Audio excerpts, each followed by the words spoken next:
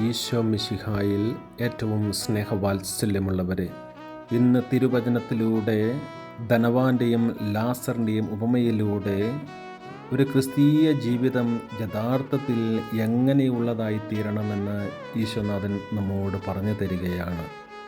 ഒരു കവിതാശകലം ഓർക്കുകയാണ്. മാളിക മുകളേറിയ മന്നൻ്റെ തോളിൽ മാറാപ്പു കയറ്റുന്നതും ഭവാൻ.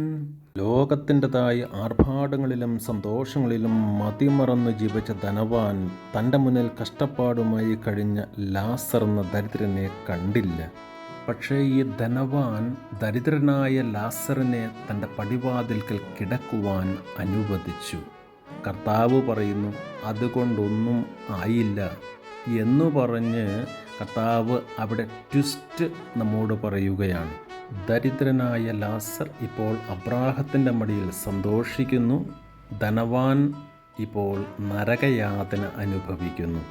അബ്രാഹത്തിൻ്റെ മുമ്പിലേക്ക് അപേക്ഷയുമായി ചെന്ന ധനവാനോട് അബ്രാഹം പറഞ്ഞ മറുപടി ഇപ്രകാരമായിരുന്നു: അവർ മോശയെയും പ്രവാചകന്മാരെയും അനുസരിക്കട്ടെ എന്ന്, അതിലൂടെ അവരുടെ ജീവിതത്തിന് മാറ്റം വരുത്തട്ടെ എന്ന്. ഇതുതന്നെയാണ് തിരുവചനം നമ്മയും ഓർമ്മിപ്പിക്കുന്നത്. നമ്മുടെ പക്കൽ ദൈവകൽപ്പനകളും ദൈവവചനവുമുണ്ട്.